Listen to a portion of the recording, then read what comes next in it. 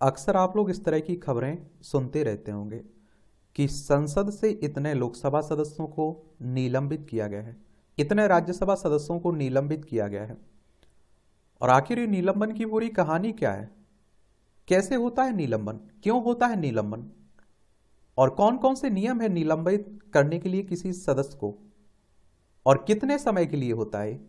इन सब के बारे में हम लोग आज की इस क्लास में जानने वाले हैं। लेकिन आप लोगों को एक बात बता देता हूं कि देखिए, किसी सदस्य का निलंबित होना और किसी सदस्य की सदस्यता समाप्त होना, दोनों में जमीन आसमान का फर्क है। अगर कोई सदस्य आप देखते हैं कि निलंबित होता है तो वो कुछ समय के बाद दोबारा संसद में आ जाता है लौट के। लेकिन किसी सदस्य की अगर सदस्यता खत्म होती है, सदस्यता रद्द होती है, तो उस सीट पर आप देखते हैं कि दोबारा चुनाव होता है। ये आप लोग समझ लीजिएगा। और वैसे आप लोग संसद की बात करें तो आप सभी जानते होंगे कि ये तीन भाग होते हैं इसके, एक राष्ट्रपति, एक आप देखते हैं राज्यसभा और लोकसभा। और संसद की तीन सत्र होते हैं, अधिवेशन होते हैं। एक आप देखते हैं बजट अधिवेशन होता है, मानसून अधिवेशन होता है और शीतकालीन अधिवेशन होता है। और इन अधिवेशनों को चलाने के लिए नियम व्यवस्था है। और अगर इस नियमों में कोई दखलंदाजी करता है, अमर्यादित काम करता है, तो उसे बाहर का रास्ता दिखा दिया जाता है। तो उसी सब की बात हो रही है। और जैसे मान लीजिए, नॉर्मल सी बात है, आपके यहाँ कोई मीटिंग होती है, उसके नियम कानून तो होते हैं। अगर आप देखिए उस मीटिंग में कोई दखल देता है, वो चलने नहीं देता है, अवरोध पैदा करता है, तो आप भी तो उसे रास्ता दिखा सकते हैं बाहर का। तो उसी तरह से नियम बनाए गए हैं कुछ। तो सांसदों की निलंबन की प्रक्रिया अगर हम देखें तो सामान्यता सिद्धांत क्या है? सामान्य यह सिद्धांत यह है कि व्यवस्था बनाए रखना पीठासीन अधिकारी, लोकसभा अध्यक्ष और राज्यसभा के सभापति की भूमिका और कर्तव्य है, ताकि सदन सुचारू रूप से चल सके। लोकसभा में लोकसभा अध्यक्ष और राज्यसभा में सभापति की भूमिका है कि वो सदन को सुचारू रूप से चलाने के लिए व्यवस्था बनाए और यह सुनिश्चित करने के लिए कार्यवाही उचित तरीके से संचालित हो। अध्यक्ष और सभापति को किसी सदस्य को सदन से बाहर जाने के लिए विवश करने का अधिकार भी है।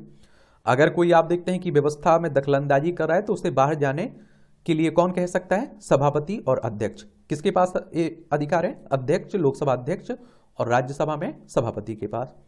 अब प्रक्रिया आचरण देख लीजिए। तो सबसे पहले आप लोग लोकसभा के लिए जान लीजिए, इसमें नियम 373 एक काफी चर्चा में भी बना रहता है। तो आप देखेंगे प्रक्रिया एवं कार्य संचालन नियमों की नियम संख्या 373 के अनुसार अध्यक्ष किसी सदस्य का आचरण अमर्यादित पाए जाने पर उसे तुरंत सदन से हटने का निर्देश दे सकता है। जिन सदस्यों को हटने का आदेश दिया गया है वे तुरंत ऐसा करेंगे और शेष दिन की बैठक के दौरान अनुपस्थित रहेंगे। और गंभीर मामलों या फिर अध्यक्ष के आदेश का उल्लंघन करने वाले सदस्यों से निपटने के लिए अध्यक्ष नियम 374 और नियम 374 ए का सहारा लेता है, उपयोग करता है। अब 374 में क्या कहा गया है? तो रूल नंबर 374 क्या कहता है? ये कहता है यदि अध्यक्ष यदि आवश्यक समझे तो ऐसे सदस्य का नाम ले सकता है जो अध्यक्ष के अधिकार की अवहेलना करता है या लगातार और जानबूझकर सदन के कामकाज में बाधा डालकर सदन के नियमों का दुरुपयोग करता है। और यदि किसी सदस्य को अध्यक्ष द्वारा इस प्रकार नामित किया जाता है तो अध्यक्ष एक प्रस्ताव के माध्यम से तुरंत यह प्रसन्न रखेगा कि सदस्य ऐसे सदस्य का नाम लेते हुए कुछ सत्र के शेष समय से अधिक की अवधि के लिए सदन से आप देखते सदन की सेवा से निलंबित कर दिया जाएगा। एक आप देखते हैं कि नियम 374 ए भी है। ये नियम 374 ए को दिसंबर 2001 में नियम पुस्तिका में शामिल किया गया था। घोर उल्लंघन या गंभीर आरोपों के मामले में अध्यक्ष द्वारा नामित किए जाने वाले सदस्य लगातार 5 बैठकों या सत्र की शेष अवधि के लिए स्वतः निलंबित हो जाएगा, ऐसी बात कही गई है। और राज्यसभा के मामले में देख लीजिए।